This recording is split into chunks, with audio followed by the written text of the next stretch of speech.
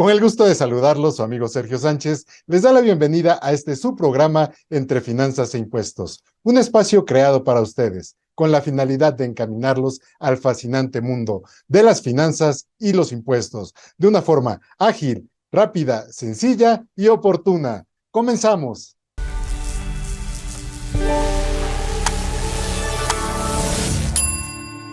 Entre Finanzas e Impuestos TV. Aprendizaje con entretenimiento. Muchas gracias por acompañarnos en esta emisión más de su programa Entre Finanzas e Impuestos. Y hoy vamos a tratar un tema muy interesante y relacionado prácticamente con las declaraciones anuales de las personas físicas. Y esto es no simplemente el hecho de llenar la declaración y darle clic, clic, clic y que se vaya el documento vía internet por el aplicativo de la declaración de las personas físicas en el SAT, sino también se trata de entender qué es lo que estamos haciendo.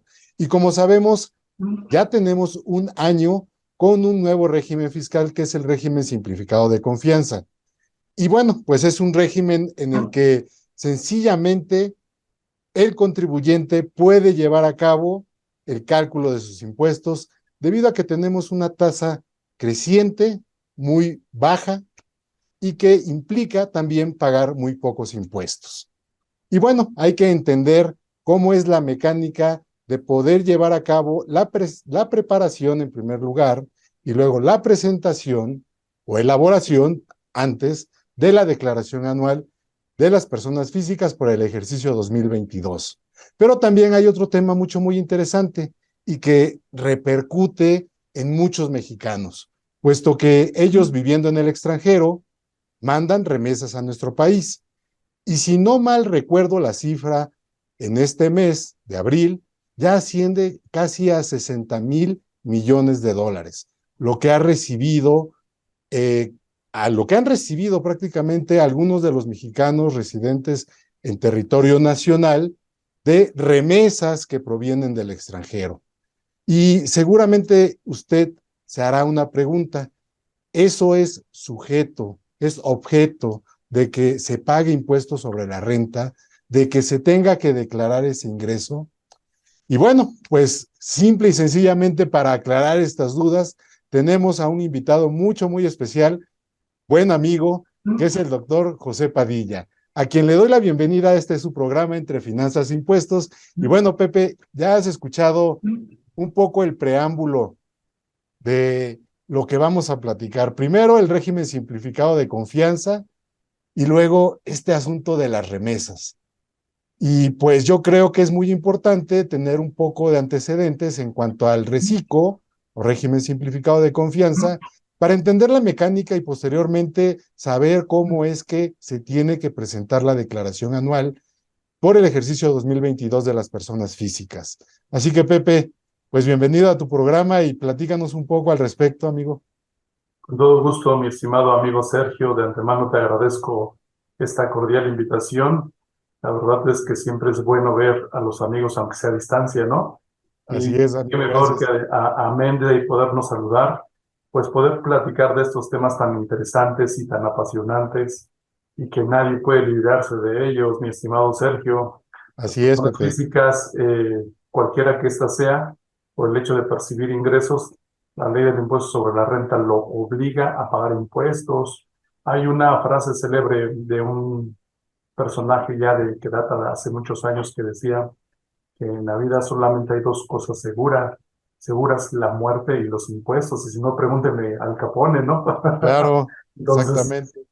exactamente, fíjate que el régimen simplificado de confianza que nació pues el año pasado, es un régimen que tiene como destinatarios a las personas físicas que en principio no rebasen de 3 millones de ingresos durante el ejercicio. Es un régimen, como su nombre lo dice, simplificado. ¿Por qué? Porque el tema es que nada más obtenga el ingreso, pida al CFDI, lo cobre y vaya sumando para su pago provisional de cada uno de los meses del año. No tiene derecho a deducciones, aunque la ley no haga mención de que tiene derecho a deducciones. Cuando haga pago a sus proveedores, sí puede acreditar el IVA que sus proveedores le trasladan, aunque eso no venga a la ley, viene a través de las famosas reglas de carácter administrativo, mejor conocidas en el bajo mundo como la resolución miscelánea, ¿no? Entonces, este régimen, pues, trata de abarcar a las personas que de alguna manera se les facilita la vida en el mundo tributario. Es decir, solamente obtenga el ingreso, facture, cobre y tan tan. Se mete a la plataforma ya le calcula el impuesto, que es un impuesto mínimo, Sergio. La verdad es que cuando tú ves la tabla que va del 1, 1.10, 1.25, 1.52.5, que es lo más que se puede pagar, dices, caray, pues ya todavía tener deducciones como que ya sería mucho encaje, ¿no? Estamos hablando que por 3 millones la tasa del 2.5 más o menos son como 87,500 pesos en un año. Dices, caray, ya eso ya lo quisiéramos tener tú y yo que estamos como personas físicas en el régimen general de las personas físicas, ¿no? ¿Tienes en tus manos la ardua tarea de velar por tu empresa? No te preocupes, no estás solo. IDC Online es tu fiel aliado a través de sus útiles herramientas como calculadoras, indicadores financieros, salarios mínimos, formas y formularios, cuotas de seguridad social, legislación y criterios, impuestos sobre nóminas, IDC seminarios, artículos en tendencia y casos prácticos para un análisis más profundo. Incluso puedes escuchar nuestro podcast dentro del sitio. ¿Te interesa regularizarte ante el IMSS? Bueno, los interesados deben comunicar tal intención al Seguro Social Y leer diferentes artículos en las diferentes secciones que te esperan dentro de IDC Online. Secciones como Seguridad Social, Laboral, Fiscal, Contabilidad Fiscal y Finanzas. Podrás estar al día en todos los temas para mantener en orden tu empresa y todas sus áreas. IDC Online es accesible a través de todo dispositivo electrónico como computadoras, tabletas e incluso está en la palma de tu mano en tu celular. Solo ingresa a idconline.mx y comienza a navegar. Recuerda, IDC Online es tu mejor aliado. Entre finanzas e impuestos. Regresamos. Gracias por continuar con nosotros. Y bien, pues aquí tenemos de invitado estrella al doctor José Padilla. Y pues nos ha hecho una muy buena introducción del régimen simplificado de confianza. Muy, muy claro, Pepe, el que nos haya señalado las tasas creciente, cómo es que va del 1 al 2.5%, los 88,500 pesos que significa pagar impuestos sobre un total de 3.5 millones de pesos recibidos durante el ejercicio. Y bueno, este asunto de la deducibilidad de las devoluciones sobre las ventas también es muy importante que lo sepan, puesto que las personas que tributan en este régimen no solamente podrán llevar a cabo actividades profesionales, sino también empresariales, de compra, venta, enajenación de bienes inmuebles. Y bueno, Pepe, pues una vez que este régimen fiscal llega a diciembre y cumples con la meta de tal vez 3.5 millones de ingresos, pero si la rebasas, ¿qué pasa? Y luego entonces, cuando tienes que presentar tu declaración anual, no tienes deducciones, pero tampoco deducciones personales. Platícanos un poco al respecto, Pepe, por favor. Fíjate que este tema es precisamente lo que le da sabor a la materia fiscal. Y es lo que a nosotros nos apasiona, ¿no? Porque viene la tarea intelectual de la interpretación de las leyes. En palabras lisas y llanas, ¿qué es lo que quiso decir el creador de la norma? Antes de entrar a esta parte, mi estimado Sergio, pues alguno por ahí de los auditorios estará preguntando, oye, ¿yo puedo tributar en el RIF? Sí, en régimen simplificado de confianza. Pues todo depende si obtienes ingresos por honorarios, si realizas actividades empresariales o si otorgas el uso o goce temporal de bienes sean tangibles, sean muebles, inmuebles, no importa, siempre y cuando que no haya rebasado 3.5 millones de pesos, como bien lo apuntabas. Pero fíjate que aquí la propia ley te dice, oye, si eres de este tipo de contribuyentes que acabo de mencionar, pero además obtienes salarios o intereses, te voy a dar oportunidad de que tributes en este régimen, lo que me lleva a ir a la parte que tú comentabas. Si yo fuera simplemente reciclo, ¿Qué crees? La ley dice que no vas a tener otro tipo de beneficios fiscales, como cuáles, como las deducciones personales que comentabas, pero si tengo ingresos por salarios, entonces, además del 113J, tengo que aplicar el 151 y 152 de la ley de renta, que me dice, asalariado, tienes chance de deducir los gastos médicos, dentales, hospitalarios, nutriólogos, psicólogos, siempre y cuando los hayas pagado con sistema financiero, le hace tarjeta de crédito, débito, servicios, transferencia, cheque, efectivo no, ojo, efectivo no, donativos porque eres de corazón grande, intereses reales para un crédito hipotecario, que si quieres ahorrar por tu cuenta para tu Afore, etc. Estas son deducciones personales que por el hecho de ser asalariado, tengo la oportunidad de hacerlas deducibles en mi declaración anual. Lo que me lleva a que si mi patrón me retuvo impuestos sobre la renta y por otro lado hago deducibles las deducciones personales, es muy seguro que vas a obtener una devolución por parte del Servicio de Administración Tributaria. Y entonces, tenemos una mezcla de reciclo con salarios, pues se pueden los dos y entonces aplico este beneficio. Y al final, ese es básicamente, si yo adquirí un crédito hipotecario para adquirir una casa, pues a lo mejor porque el hecho de tener salarios, ¿no? En donde no lo tenga la ley me dice, puedes utilizarlos. Entonces, ahí se resuelve, mi estimado Sergio, no le veo tanta complejidad. Son Y los ahora que no hay, de y poder ahora que no hay implementar la ley. intereses por la inflación, bueno, pues de todos modos hay que endrogarse, ¿no, Pepe? Con una hipoteca. Exacto, bueno, eso de que no hay inflación, habría que valorarlo, ¿no? No, Porque, no, hay inflación, sí, claro, sí. tenemos. Lo que Todo no hay son mundo intereses reales para poder llevar a cabo la deducción de los mismos en la declaración como una deducción personal, ¿no? así es. Si Sí, rebasa los 3.5 millones de pesos, dice la ley, pues al mes siguiente te vas al régimen que te corresponda. Pero fíjate que aquí pasa algo interesante. ¿Por qué? Porque no me dice que tenga que acumular todos los ingresos de reciclo y el régimen que te corresponda. Luego entonces entendería, por un lado sería, pues que no tienes por qué acumularlos. Por otro lado, hay una regla de miscelánea que te dice, no, sí los tienes que acumular, no te hagas. Aquí vale la pena mencionar que la ley está por encima de lo que dicta una regla administrativa. Luego entonces, esa regla administrativa me la puedo pasar por el arco del triunfo, Sergio, y no es porque yo claro, quiera evitar esa obligación, sino porque precisamente hay una jerarquía de leyes en materia impositiva y primero la ley.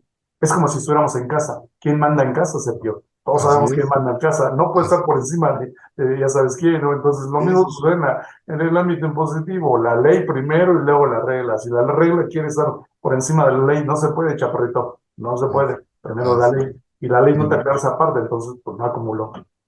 Claro, claro. Sí, eso es muy, muy cierto lo que comentas, Pepe, y no hay que precisamente confundirnos en el estricto sentido de que tengamos que acumular para llevar a cabo la declaración anual, sino que van separados los dos ingresos, cuidando precisamente que no se rebasen los 3.5 millones de pesos.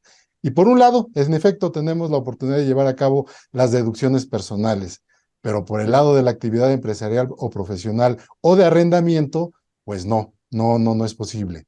Y bien, pues esto yo lo mencionaba hace un momento que se escucha muy sencillo, pero no es nada fácil. Simplemente con el hecho de lo que acabas de explicar, en tanto a la regla y la ley, pues el auditorio tiene que saber que no debe esto confiar a alguien que no tenga experiencia, que no tenga el conocimiento adecuado para poder presentar esta información anual.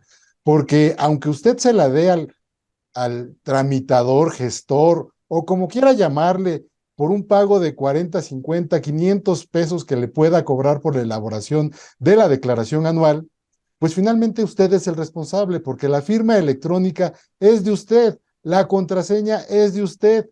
Así que al final usted es el responsable en caso de que la autoridad le requiera, ya sea información en el mínimo de los casos, aclarar alguna de las partidas o conceptos que se mencionen en la declaración, o simplemente, pues imagínese, llevar a cabo la revisión de cada uno de los de las deducciones o ingresos que usted haya acumulado. Y bueno, yo creo que nos hemos encontrado, Pepe, en la elaboración de las declaraciones anuales de algunas personas físicas, inclusive hasta con temas de doble retenedor, ¿no? Entonces, también hay que vigilar esto. No es nada más darle clic, clic, clic y que se vaya la declaración y ya está presentada en 2 minutos. Hay que tener mucho cuidado y sobre todo no confiar esta información tan importante como es nuestra firma electrónica y contraseña, pues a personas que no tienen un interés real en cuanto a que nosotros hagamos bien las cosas y que no tienen la experiencia, desafortunadamente, ni los conocimientos, ni las credenciales o cédulas adecuadas como para poder constatar sus estudios. Bien, Pepe, pues vamos a un corte comercial. Yo invito mientras a nuestros amigos que nos están viendo por IDC TV a que nos puedan consultar cualquier duda por medio de las redes sociales que tenemos a su disposición y que seguramente las puedes responder tú, las podré responder yo en su momento y que con esto podemos también contribuir un poco a que este programa cumpla con la finalidad de poder aclarar ante el público de una forma fácil, ágil, dinámica y sencilla y oportuna todas estas dudas que puedan existir, pero no para que lo haga, sino para que también sepa y se involucre. Sobre todo esto, que se involucre. Así que vamos rápidamente a un corte comercial y regresamos en un momento. Entre finanzas e impuestos. Continuamos. ¿Tienes en tus manos la ardua tarea de velar por tu empresa?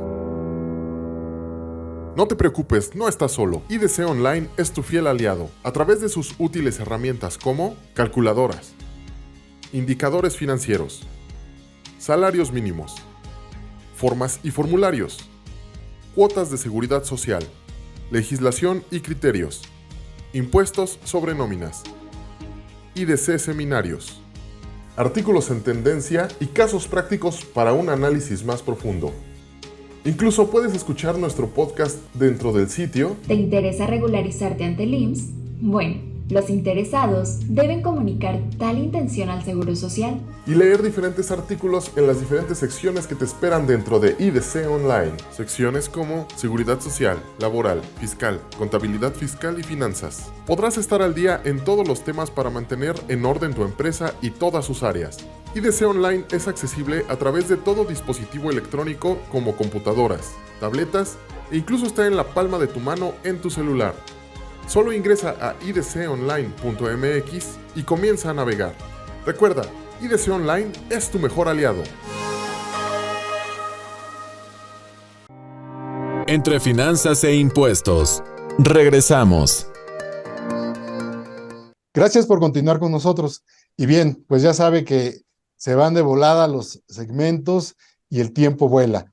Pero ahora vamos a tratar este tema de las remesas. Algo muy importante porque al final, pues, ha sido un ingreso, un medio de ingresos que tiene algunos mexicanos de aquellos familiares que viven en el extranjero, que se van de mojados, que se van de indocumentados y que envían su dinerito para que sus familias, la novia, los parientes puedan vivir en este país en donde pues precisamente se carecen de las oportunidades de trabajo y van al extranjero y pues ganan dólares. Y entonces estos dólares significan ingresos. Así que Pepe, platícanos qué tenemos que hacer, qué tienen que hacer las personas que reciben remesas actualmente en territorio nacional. Mira, en estricta teoría y por ley, Sergio, la ley del impuesto sobre la renta señala quiénes son las personas obligadas al pago del impuesto sobre la renta. El artículo primero dice que somos obligados, todas las residentes, personas físicas o morales, que tengamos residencia en territorio mexicano, por el hecho de percibir ingresos, sea recibidos de México o sea recibidos del extranjero. En el caso que tú apuntas, una persona que mande dinero para México a alguna persona, pues se entendería que está recibiendo un ingreso, ¿no? Entonces, ese dinero ese dinero en estricta teoría tendría que estar pagando un impuesto sobre la renta. Aquí nada más hay que vigilar una cosa, Sergio, porque hay cosas muy interesantes. Ujú. La persona que está recibiendo el ingreso es una persona que tiene su residencia en Estados Unidos. Y si la remesa se la manda a una persona, su papá, su mamá, su esposa, sus hijos, su amante o a la que más quiera, pues aquí tendremos que ver quién es el perceptor. ¿Por qué? Porque aquí ya empiezan a cambiar las reglas del juego. La ley de renta dice que hay ciertos ingresos exentos.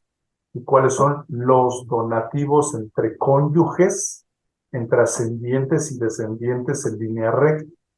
Luego entonces, si el que está de mojado allá en Estados Unidos es el que generó el ingreso, pero envía el dinero vía remesa a México, se lo envía a lo mejor a su mamá, estamos entendiendo que es un donativo.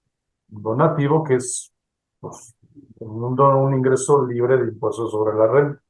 Lo mismo sucedería con la esposa, con los hijos, con los padres, con los abuelos, y se le tendría que dar ese tratamiento, Sergio. Entonces, aquí Ok. nada más hay que tener mucho cuidado de cómo manejar quién está recibiendo el dinero, porque de entrada cualquiera diría, pues es un ingreso recibido del extranjero, y entonces aplican las reglas siguientes, fíjate. El artículo 150 de la Ley de Renta señala que las personas físicas están obligadas a presentar su declaración anual.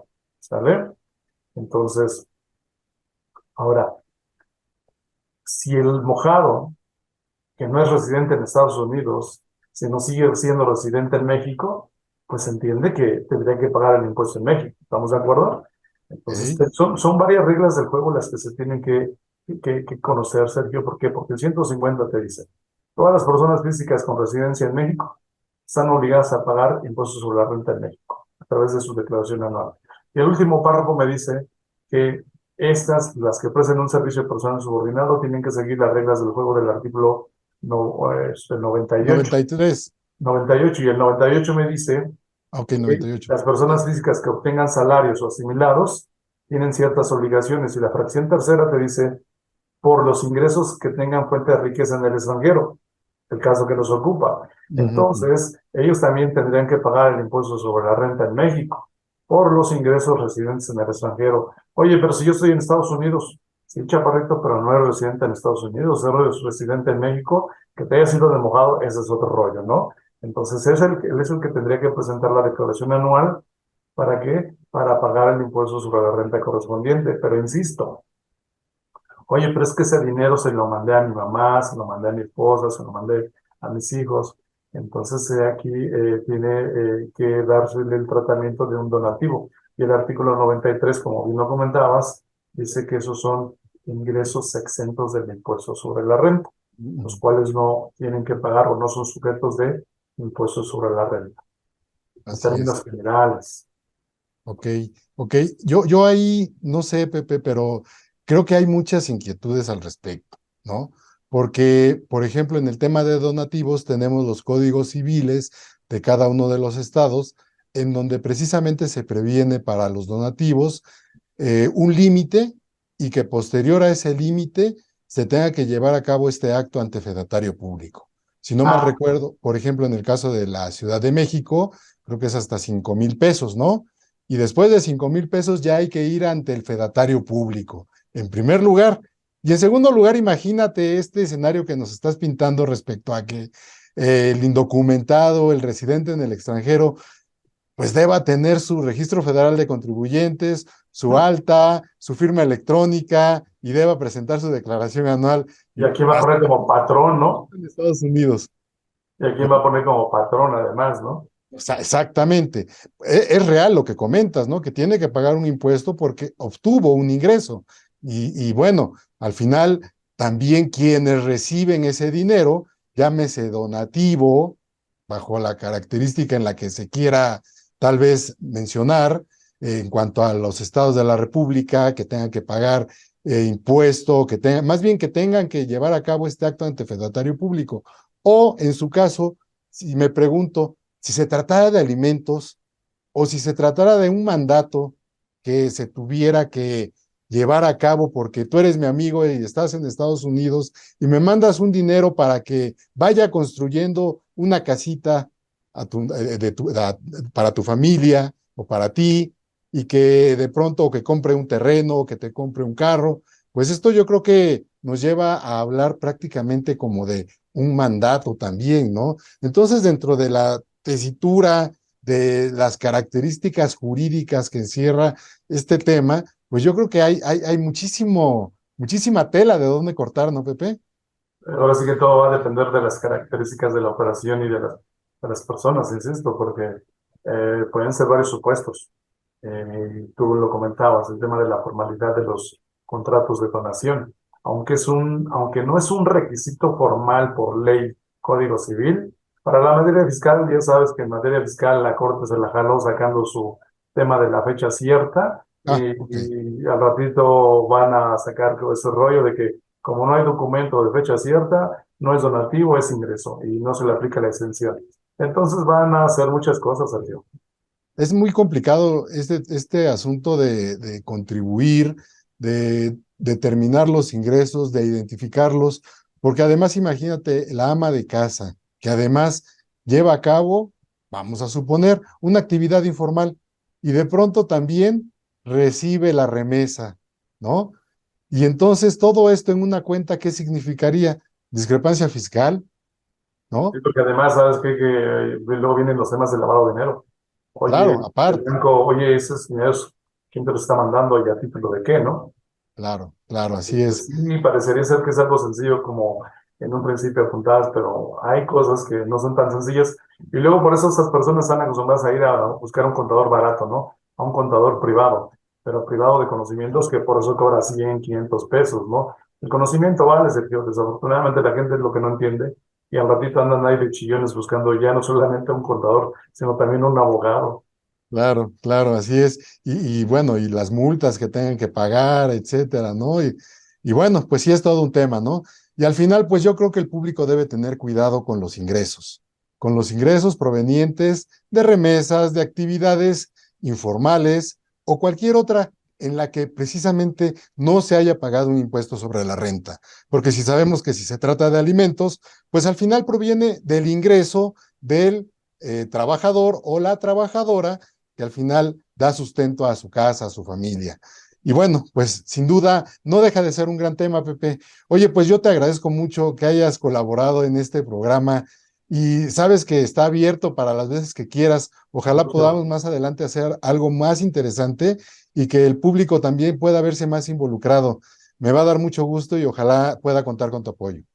Sabes que sí, Sergio, me da mucho gusto poder participar en este tipo de programas.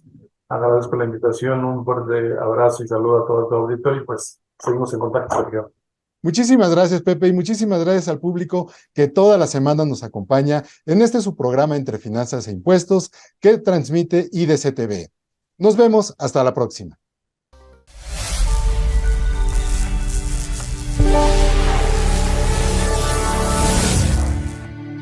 Entre Finanzas e Impuestos TV. Aprendizaje con entretenimiento.